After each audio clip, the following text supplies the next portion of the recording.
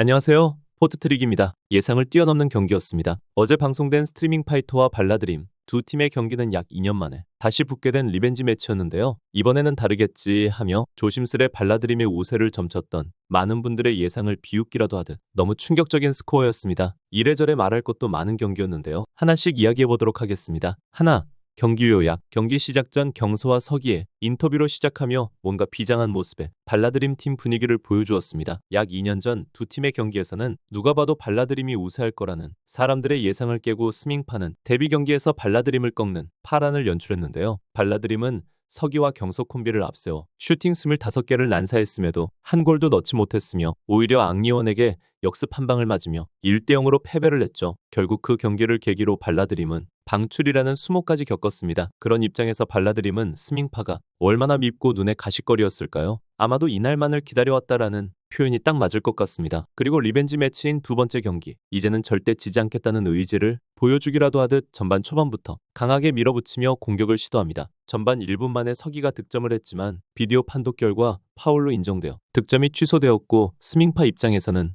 경기 초반 가장 큰 위기를 넘겼죠. 그리고 1차전의 주인공이었던 앙예원은 전반 3분에 또 득점을 하며 발라드림 킬러가 되려는 것 같습니다. 단독 찬스에서 너무나도 침착하게 구석으로 볼을 차넣는 모습을 보며 역시 스밍파의 스트라이커답다는 생각을 했네요. 개인적으로 이 경기에서 가장 멋있었던 장면은 시무뜸의 추가골인데요. 앙예원이 골을 기록한 지 채 1분도 되지 않아 시무뜸의 득점이 또 터진 것이죠. 역습 찬스에서 재빨리 볼을 뺏아 차분하게 슈팅까지 연결한 장면을 보고 너무나도 멋졌고 깜짝 놀랐습니다. 앙예원, 시무뜸 이 두 선수 대체 뭐죠? 단독 찬스인데도 너무나도 침착하게 볼을 잡아놓고 또 정확하게 볼을 임팩트하는 모습은 그동안 훈련을 얼마나 열심히 했는지를 명확하게 보여주는 모습이었죠. 그리고 전반 8분 발라드림 리사 골키퍼의 실책은 이제 경기 향방을 확정짓는 장면이었다고 생각합니다. 이 파울로 전반에만 3골을 내주었고 아마 발라드림 선수들은 매우 당황스럽고 멘붕이 왔을 겁니다. 후반 세트피스에서 민서가 만회골을 넣어 0패를 면하며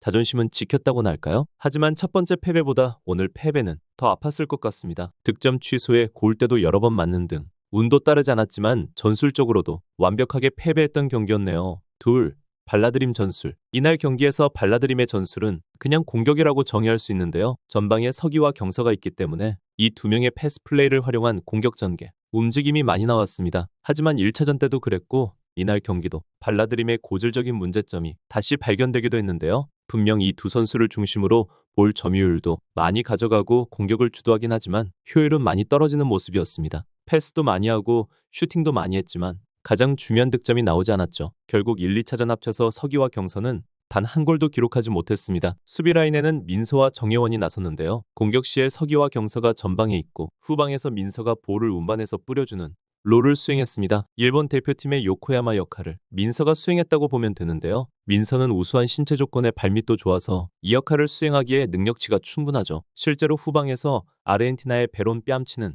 멋진 스루 패스를 여러 번 넣기도 했고요. 여기서 하나라도 득점이 나왔어야 했습니다. 근데 동시에 문제점도 발견이 되었는데요. 민서가 볼을 운반하다 상대 공격수에 차단당하거나 볼을 빼앗기면 수비 라인이 일순간 붕괴된다는 거죠. 그래서 정예원이 뒤에서 좀 받쳐주면 좋을 것 같다는 생각을 했는데요. 하지만 정예원도 이날 첫 출장인데다 수비수로 출전했지만 너무 저돌적인 스타일이라 함께 달려들다 뚫리는 경우가 더 많았습니다. 발라드림의 전체적인 라인이 앞으로 전진되어 있기 때문에 이렇게 볼을 빼앗기면 순식간에 넓은 뒷공간이 상대팀에게 노출이 되게 됩니다. 결국 이런 수비 전술의 약점을 간파당하며 대량 실점으로 패배를 하게 된 것 같네요. 셋, 스밍파 전술. 박주호 감독은 경기 전에도 말했듯이 아틀레티코 마드리드를 언급하며 선수비 후 역습 전술을 펼칠 것을 예고했죠. 아틀레티코 마드리드는 바르셀로나와 레알 마드리드가 양분하고 있는 라리가에서 이 두 팀을 바짝 뒤쫓는 명문팀입니다. 현재도 리그 3위고요. 현대 축구사의 최고의 전술가 중 한 명인 아틀레티코 마드리드 시메오네 감독은 강력한 두 줄 수비 라인을 바탕으로 한 역습 축구를 구사하는데요. 강력한 수비 라인 외에 또 중요한 점은 훌륭한 골키퍼와 역습 시 공격을 전담해줄 그리즈만 같은 선수가 있어야 한다는 것이죠. 아틀레티코에 얀 오블락이 있다면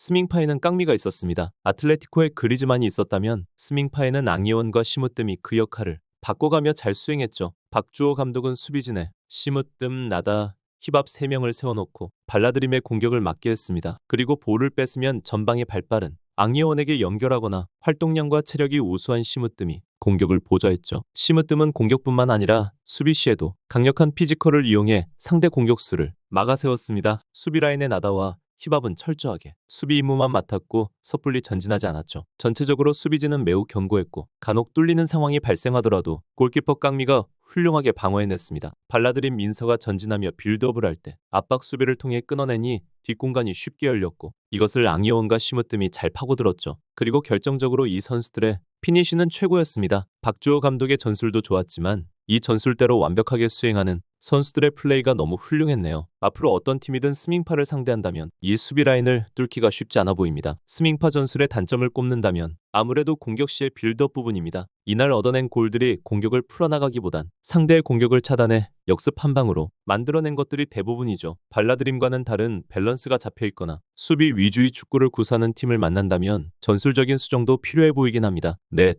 신입생 활약. 이날은 양팀 총 3명의 신입생이 있었죠. 우선 정말 기대하고 궁금했었던 정예원 선수는 나름 열심히 잘 뛰며 인상적인 모습을 보여준 것 같습니다. 열이나 열정 하나만큼은 정말 인정해줘야 할 것 같은데요. 약간 왜소해 보이는 외모와는 달리 저돌적이고 전투적으로 뛰는 모습이 앞으로도 계속 응원하고 싶다는 마음이 들었습니다. 수비수로 출전했지만 사실 수비에서는 괜찮은 모습은 아니었다고 생각하는데요. 서기와 경서가 전방에 있기 때문에 공격 포지션에 자리가 없어서 수비수로 출전했다고 생각됩니다. 수비 시 너무 달려드는 수비만 하다 뚫려서 오히려 상대에게 공간을 내주는 모습들이 몇 번 나왔죠. 좀 더 침착하게 지키는 수비를 했으면 어땠을까 싶네요. 하지만 공격적으로는 오히려 좋은 모습들을 몇 차례 보여준 장면이 있어서 개인적으로는 경소와 정예원의 포지션을 바꿔서 실험을 해보는 필요성도 있어 보입니다. 그리고 발라드림의 벤 선수도 후보로 잠시나마 그라운드를 밟았는데요. 아직은 초보인 티가 많이 나긴 했습니다. 근데 신장이 워낙 작아서 열심히 뛰는 것 같긴 한데 그냥 너무 귀엽더라고요. 앞으로 계속 발전하겠지만 아무래도 신체적으로 조금 불리한 조건을 극복하는 게 쉽지는 않아 보입니다. 그래도 벤치에서 선수들에게 열심히 파이팅을 외치고 힘을 불어내 주었습니다. 스밍파에는 쉐리 선수가 있었는데요. 초등학교 때 미국에서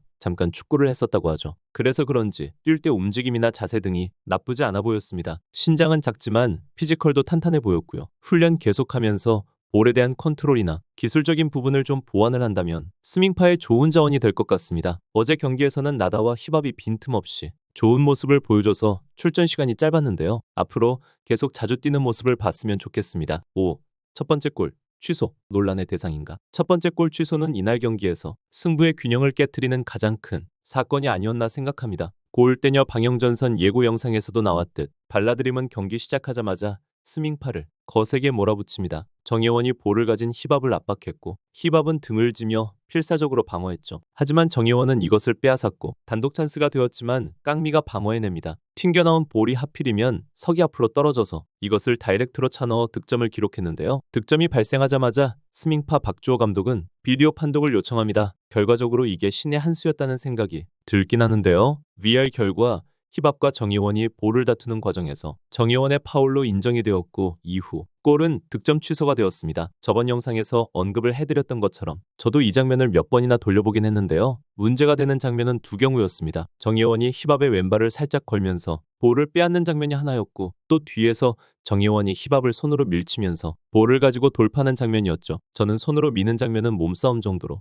봐도 되지 않나 싶었는데 그 전에 발에 걸려 넘어지는 장면을 유심히 살펴보았습니다. 하지만 이게 아무리 봐도 명확하게 판단이 되질 않는 것 같네요. 뒤에서 발 뒤꿈치 부분을 건 것 같기도 하고 힙합이 혼자 넘어진 것 같기도 하고요. 골대녀 시청자분들도 이 장면에서는 의견이 분분한 것 같더라고요. 경기를 시작한 지 1분 만에 벌어진 일이라 양팀 선수들도 판정에 대해 별로 이의를 제기하지는 않았는데요. 심판의 성향에 따라서 해석이 될 수 있는 부분인 것 같습니다. 결과적으로 득점은 취소가 되었고 스밍파는 안도의 한숨을 발라드림은 운이 없었다고 표현할 수밖에 없네요. 만약 이 골이 그대로 득점으로 인정되었다면 이 경기의 결과는 어떻게 되었을까요? 이날 유독 경기가 안 풀렸던 발라드림이었던 만큼 이 득점 취소가 발라드림 선수들에게 영향을 많이 주었던 건지도 모르겠습니다. 발라드림은 빨리 잊고 다음 경기 준비 잘해서 분위기 전환을 해야 할 것 같네요. 이렇게 많은 관심을 모았던 스밍파와 발라드림 경기 리뷰를 해보았는데요. 역시 팀 간의 상성이라는 게 정말 있는 걸까요? 스밍파는 앞으로 발라드림의 천적이라는 표현이 붙게 될 것 같습니다. 방송 마지막쯤에는